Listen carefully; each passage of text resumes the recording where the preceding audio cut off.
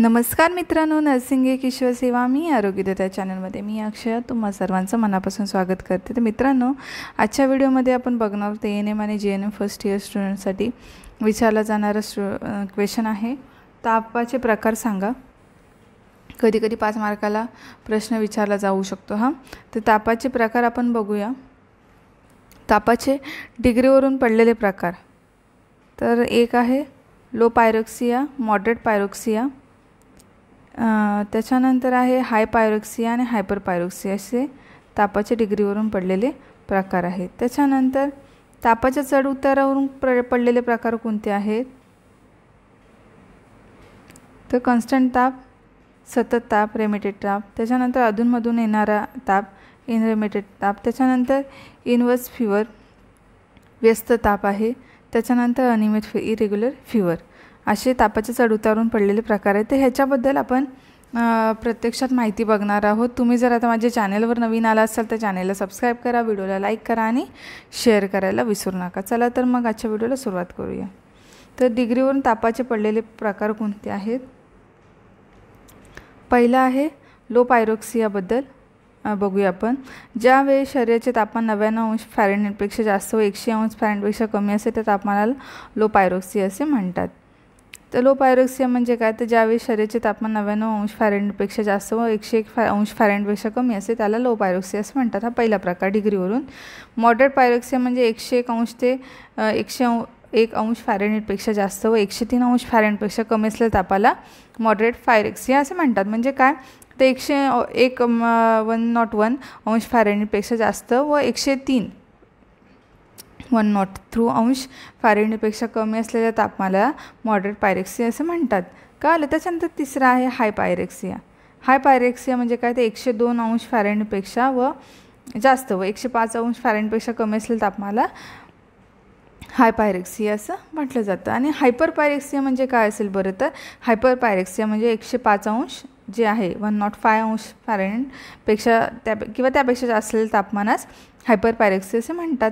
या प्रकारचा ताप फार घातकी असतो। 105 अंश डिग्री सेल्सिअसचा ताप म्हणजे खूप घातकी असतो। किती असेल विचार करा, आपल्याला 100 फॅरेनहाईटवाल्यांना इतकं किंवा फीवरमध्ये कसं तरी होतं, तर 105 वाल्यांना किती त्रास असेल। तर या प्रकारचा ताप फार घातकी असतो। विशेषतः उष्माघात म्हणजे सनस्ट्रोक्स वगैरे असतो, पायमिया असतो, सेप्टिसेमिया, हिस्टेरिया यासारख्या आजारात या 105 वाला ताप दिसून येतो। त्याच्यानंतर तापाच्या चढ उतारावरून पडलेले प्रकार, types of fever according to fluctuation.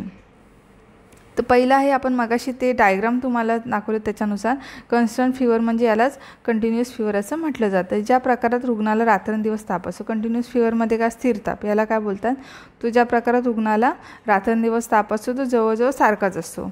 सकाळ व संध्याकाळच्या तापमानामध्ये 1 अंश ते फॅरेनहाईट ते 2 अंश फॅरेनहाईटपेक्षा कमीच फरक आढळतो। सकाळ व संध्याकाळच्या तापमानामध्ये 1 अंश फॅरेनहाईट ते 2 अंश फॅरेनहाईटपेक्षाही कमीच फरक पडतो। हा ताप कधीही स्वाभाविक तापमाना रेषेला येत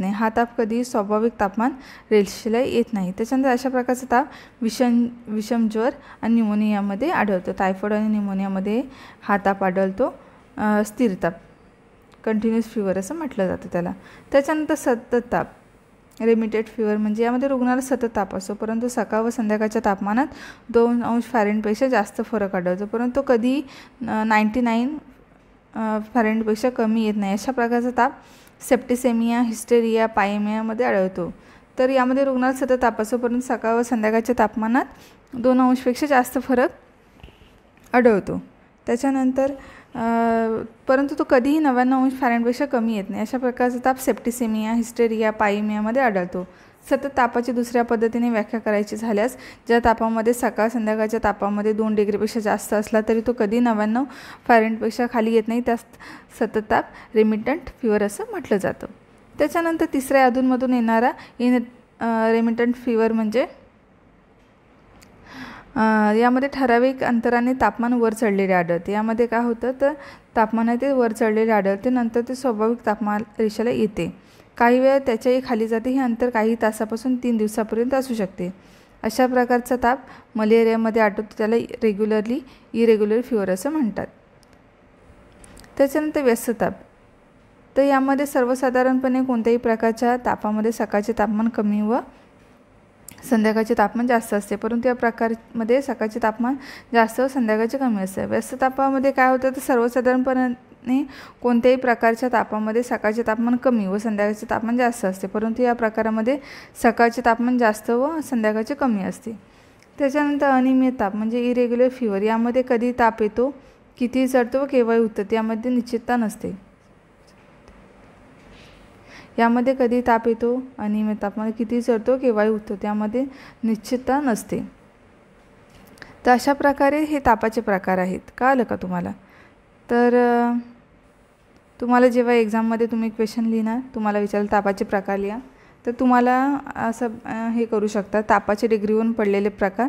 तर लो पायरोक्सिया, मॉडरेट पायरोक्सिया, हाय पायरोक्सिया, हायपर पायरोक्सिया असं लिहू शकता. किंवा तुम्हाला असं नसेल लिहायचं तर असं करायचं आहे, इथे तापाचे प्रकार येणार, त्याच्यानंतर असं बॉर्डर करून लो पायरोक्सिया, हायपर पायरोक्सिया, मॉडरेट पायरोक्सिया हे तुम्ही असं लिहू शकता. असं लिहिलं तरी चालतं. मी असं लिहिलं आहे. त्याच्यानंतर मग तापाचे चढउतारावरून पडलेले प्रकार, मग ह्याच्यामध्ये पण तसंच करू शकता. तुम्हाला जर लिहायचं असेल तर असं लिहायचं, तापाचे पडलेले प्रकार. इथे तुम्हाला सतत व्यस्त ताप हे असे फिवरचे प्रकार तुम्हाला लिहायचे आहेत. इथे तुम्ही लिहू शकता, अशा प्रकारे लिहू शकता. कळलं का? अनियमित ताप वगैरे तर अशा प्रकारे लिहायचं. आणि त्याच्यानंतर प्रत्येक किंवा मग त्यांचं एक्सप्लेनेशन तुम्हाला अशा पद्धतीने मी दिलं आहे, त्याच्यानुसार तुम्हाला एक्सप्लेनेशन त्याचं व्यवस्थित द्यायचं. लो पायरोक्सियाचं काय एक्सप्लेनेशन, मॉडरेट पायरोक्सियाचं काय एक्सप्लेनेशन, हाय पायरोक्सियाचं, हायपर पायरोक्सियाचं कशाला म्हणतात हायपर पायरोक्सिया, हे तुम्ही लिहू शकता. कळलं? त्याच्यानंतर मग तापाच्या चढ उतारावरून पडलेले प्रकार, त्याचे टाईप्स लिहायचे तुम्हाला. मग त्याचं एक्सप्लेनेशन तुम्ही जसं कुठल्याही पद्धतीने मी लिहिलं त्या पद्धतीने, किंवा मी सांगितलं तर अशा पद्धतीने जर तुम्ही लिहिलं तरीसुद्धा प्रत्येकाचं एक्सप्लेनेशन तुम्हाला छानपैकी द्यायचं. आणि मी सांगितल्याप्रमाणे चार्ट किंवा दुसरा जो पद्धतीने सांगितला चार्ट, तशा प्रकारेही तुम्ही चार्ट लिहिलात तरी तुम्हाला छान मार्क्स मिळून जातील. कारण ते बरं पडतं, बघायला सुटसुटीत छान मस्त वाटतं. आणि त्याचं प्रत्येक ह्याच्यानुसार एक्सप्लेनेशन द्यायचं. स्थिर तापात म्हणजे काय, त्याच्यानंतर सतत ताप म्हणजे काय, त्याच्यानंतर अधूनमधून येणारा ताप काय, व्यस्त ताप काय असतो, त्याच्यानंतर अनियमित ताप काय असेल, इरेग्युलर फिवर म्हणजे काय असेल, तर ह्याचं तुम्हाला एक्सप्लेनेशन मस्तपैकी द्यायचं आहे. 5 मार्काला प्रश्न विचारला जातो. जवळजवळ 2-2.5 पेज तुम्हाला लिहिता आला पाहिजे ह्या क्वेश्चनचा आन्सर. आणि जर तापावरती काय औषध उपचार कराल किंवा तापामध्ये काय परिचर्या, 15 मार्कालाही प्रश्न विचारला जातो. तापाचे प्रकार एक्सप्लेन करा, तापामध्ये तुम्ही काय परिचर्या करू शकता रुग्णाची, त्याच्यानंतर थर्मामीटर कुठून कुठून म्हणजे आपण ताप बघू शकतो, त्याच्या जागा लिहा, ओरल, रेक्टम असं तुम्ही लिहू शकता.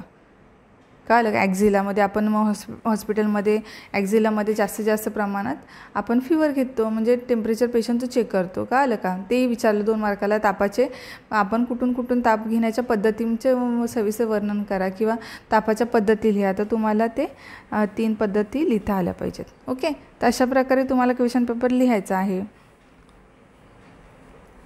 आणि जर त्याची परिचर्या काय, ज्याचा जर व्हिडिओ जर तुम्हाला माहीत नसेल, याचा आन्सर माहीत नसेल तर मला नक्की कळवा. लवकरच आपण भेटू पुढच्या व्हिडिओमध्ये. तोपर्यंत ह्या नोट्स काढून घ्या. काळजी घ्या, मस्त राहा, स्वस्थ राहा. धन्यवाद.